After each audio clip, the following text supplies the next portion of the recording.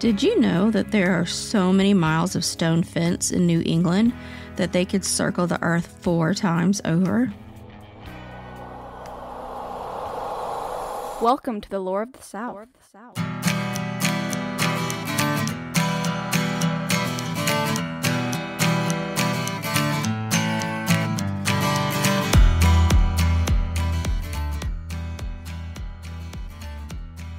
Follow the show on social media to keep up with what's going on and to see pics that go along with each episode. Search for Lore of the South on TikTok, YouTube, Instagram, and Facebook. Welcome back to Lore of the South with me, Kelly Cruz. How the heck are y'all doing? What did y'all think about the last show? Did you like hearing from producer Mike? Should we have him on more? Let us know on social media, or you can email the show at loreofthesouth@gmail.com. Also, as a side note here, this is just an idea that I've been kicking around, have mentioned it to producer Mike, but I'd like to hear what y'all think about this. Our house is packed to the gills with people, pets, and stuff, so it's hard to find a quiet space to be able to record in. But we had the thought of maybe purchasing a small shed that we could add soundproofing to and have electricity installed in it, and we'd have a good place to record in, like a Lore of the South Studios, if you will. Like if you noticed in the last episode how echoey it was, that's because we were recording in the dining room and we don't have any soundproofing in there. I mean, it's a want, not a need, but Lord, it would be nice. So, would any of y'all be willing to chuck a couple bucks towards a small studio space for Lore of the South? Maybe we can do something like, for everyone who donates up to or over a certain amount, you can get a name plaque on the studio wall, or we can send you a t-shirt. I'm just kind of thinking out loud here, but let me know what y'all think about the idea, and maybe we can get a GoFundMe going. And now for history-making news. This story comes to us from New Atlas. Scientists have cloned the scent receptors of Neanderthals and Denisovans. I always say that wrong. And it's always like between the two. Is it Denisovian or is it Denisovan? Anyway, to see if our hominin cousins could pick up on smells similar to what modern humans are sensitive to, the receptors were exposed to different smells and their responses recorded. Neanderthals' scent receptors were less likely to pick up on sweet, spicy, mint, and floral smells. So they also seemed not to be bothered by the smell of urine or sweat. So that was probably a bonus for them because everybody be stinky back then. The Denisovans seemed to have a broader palate than the Neanderthals. They, too, weren't prone to pick up on floral smells, but were 4 times more sensitive to sulfuric-like smells, 3 times more sensitive to smells like vanilla, chocolate, and honey. The receptor cells really went off at the smell of honey, leading the scientists to believe that this was one of the Denisovans' favorite foods. The ability to pick up on certain smells in one's environment would increase their chances of survival, allowing them to literally sniff out their next meal. And now for today's topic. Welcome to episode 63, The Ancients.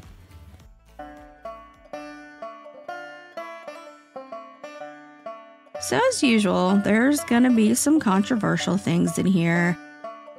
But like I always say, I try to tell history of a subject, good, bad, and the ugly parts. And today's story is about the Moon-Eyed people of the Appalachians.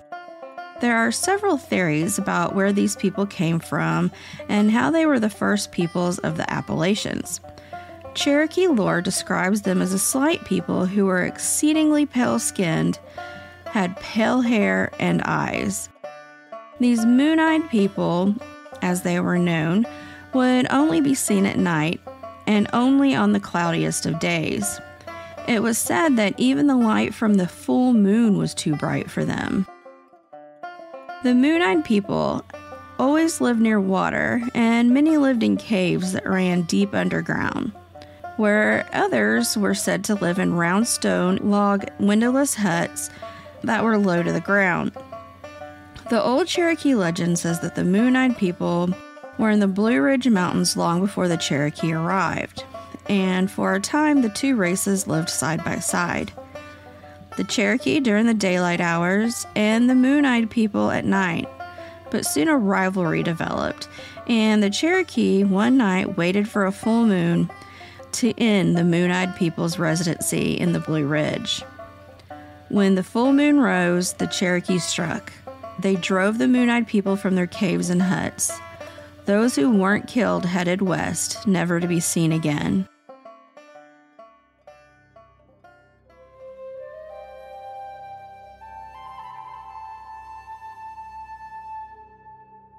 So now for the theories of who these Moon-Eyed people were, if they ever really existed at all. The first theory comes from the old legend of the Welsh Indians. The story of Prince Madoc Owain Gwynedd gained popularity in the 1500s under the reign of Queen Elizabeth I, because if this story of Madoc were true, it would give dibs to North America to England. The legend goes like this. Prince Madoc was one of 19 children of the Welsh king of Gwynedd.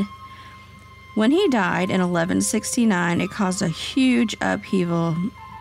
His children, legitimate and illegitimate alike, began warring over their father's crown.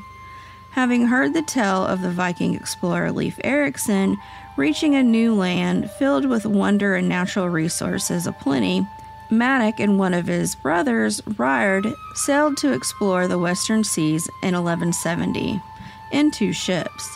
They landed in what was presumed to be modern-day Mobile, Alabama, and sailed up a river to explore and set up new settlements. They met with both friendly and hostile natives alike. Madoc returned to Wales in 1171 to recruit more Welsh to return with him to this new world. He recruited around 120 men, women, and children to return with him, but they were never heard from again. Then, after the Columbian discovery and more Europeans arrived, especially the British, they claimed to find evidence of these Welsh princes' presence ranging from the southeast Appalachians to even further west Ohio. River fortifications are mentioned, but the closest thing I could find to that were the Indian mounds that range from the Mississippi River Valley up to Ohio and other parts east of the Mississippi River. Okay, for more information on Native American mound culture, look for episode 31, Native American burials, and that will give y'all more information about said mound culture. What else can I say about this? As I mentioned in the mound episode, the Indian mounds that the Mississippi cultures built were like those of the British. They built berms and hill forts. But this doesn't mean that the Welsh taught the Indians how to do this. It just means that humans knew it was wise to take the high ground. In 1799, the governor of Tennessee claimed that he had found the burial of 6 Welshmen wearing brass armor. Well, okay, then where's the armor now? If you really did uncover these, at this point would have been, 600 or 700 years old by this time. There wouldn't have been much left other than the armor. And then, in the early 1600s, an advanced party looking to set up a colony in Virginia, they were captured by a tribe, and all of the English were going to be put to death until one of the explorers began speaking in his native Welsh. This caught the attention of some of the tribe, and their Native American language was so close to the Welsh that the two parties were able to communicate, and the Englishmen's lives were spared. In the early 1800s, painter George Catlin, who famously painted Osceola, if you'll remember back to the Osceola episode, lived with a tribe called the Mandans, who lived along the Mississippi River. Their villages seemed more like cities because they were laid out in a grid pattern with an open square in the middle. They would also respond to anyone who spoke Welsh to them. Some of the Indians were fairer than many of the others, some having light-colored eyes. Like so many other Native Americans, the Mandans were nearly wiped out in the 1830s due to a smallpox epidemic. But it's thought that it was from this tribe that the term Welsh Indians was coined. Thomas Jefferson even liked to bring up this topic, which is probably just further proof of the Anglo-centric bias, meaning that there is no way that Native Americans could have produced things that they did without the influence of white people. But even if the Welsh did arrive in the New World in the 1200s, that doesn't explain the moon-eyed people to me. So, on to the next theory.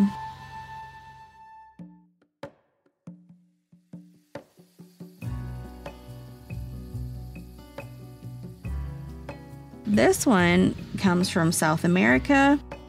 A native Panamanian and Colombian tribe known as the Kuna or Guna.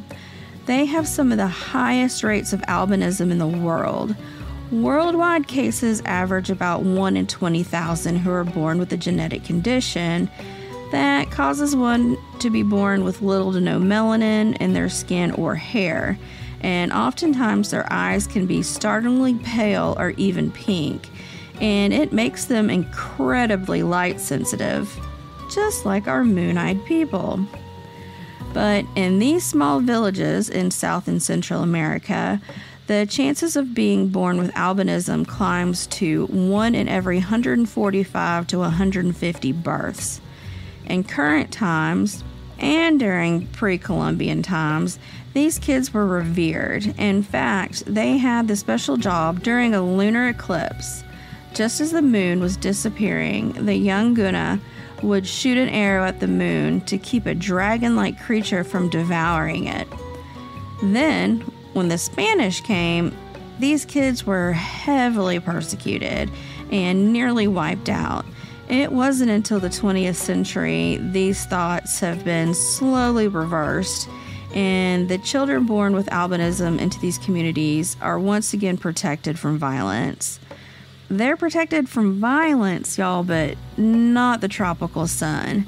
They have some of the highest fatalities from melanoma in the world. So, what if 1,000 years ago, these Kuna people did a reverse migration, and instead of going further south, they came north, trying to find a more agreeable climate? What if they did make it up to the Blue Ridge Mountains, where many times the mountains can block out the sun for much of the day, where they could be safe from the harmful rays of the sun? To me, if the moon-eyed people have an origin story, this would be the most likely to believe. It just makes more sense.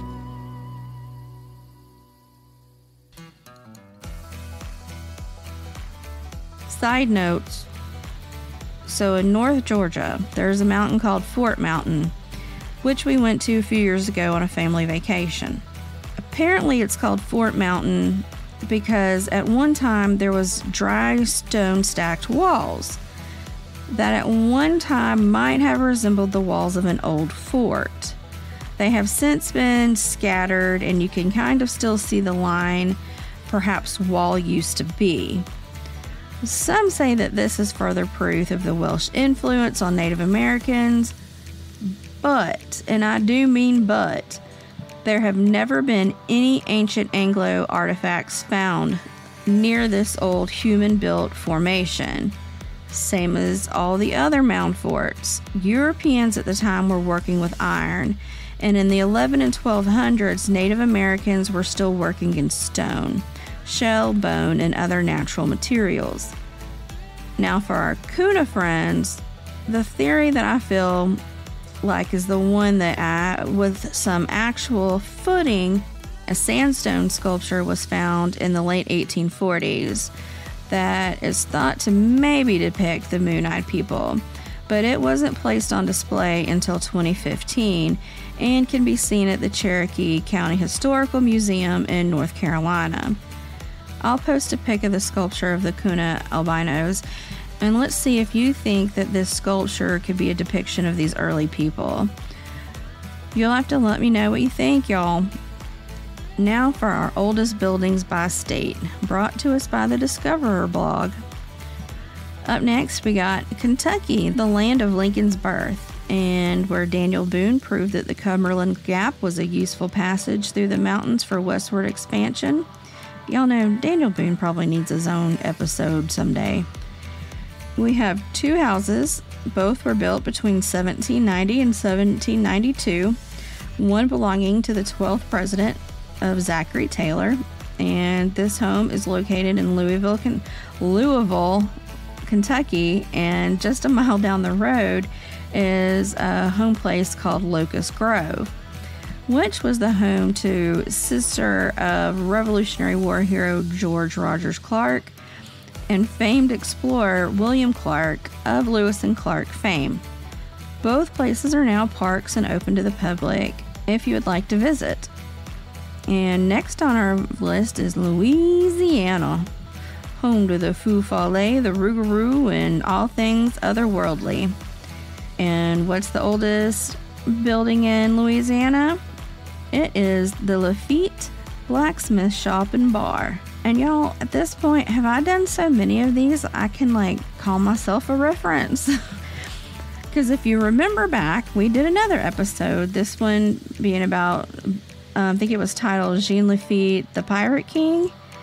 And it's mentioned in there how Jean's brother, I think it was Pierre, used the blacksmith shop as a front where they were basically fencing stolen property out the back kind of deal. But anyway, so back to the blacksmith shop. It was built somewhere between 1722 and 1732. The Lafitte brothers set up shop there in 1773. The bar has survived 2 great fires, numerous hurricanes, including Katrina, not to mention the War of 1812 and the Civil War.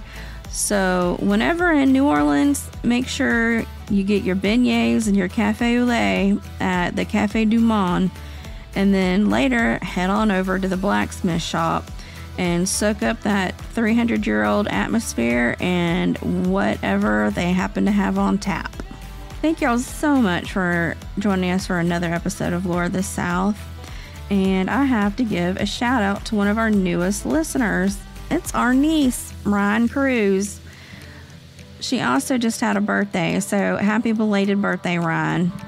And for y'all who are really enjoying the podcast, if y'all could please do us a big favor and leave a 5-star review and a few kind words wherever you can, it would be greatly appreciated. And if you do, I'll be sure to read it out loud on the show.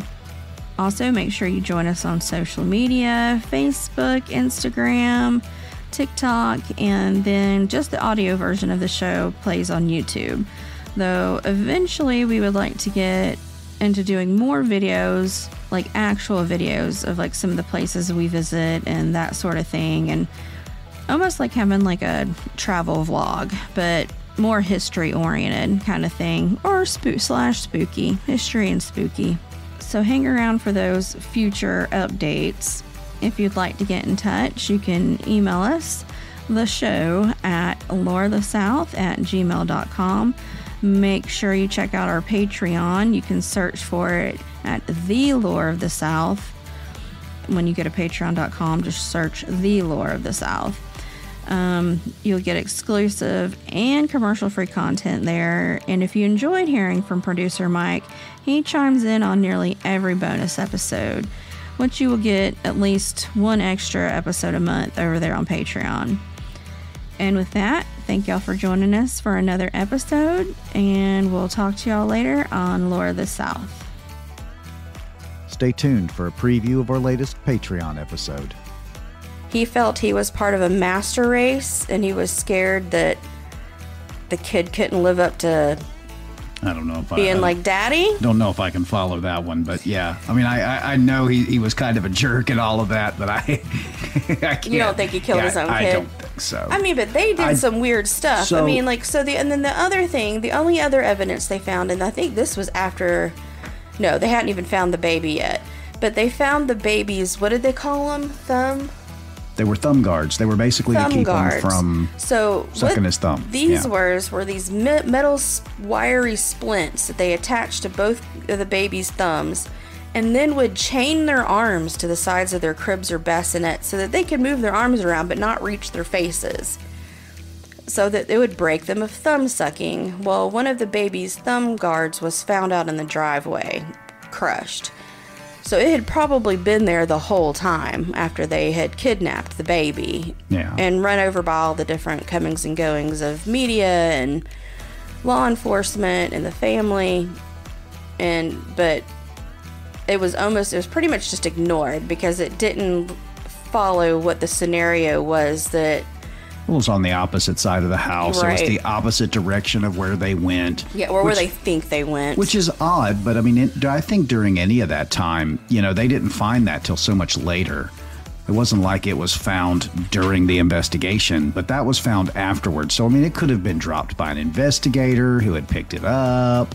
Those kinds of things to me would make more sense than if it was a clue to the mystery. I think it's that particular thing sounds more like an accident to me.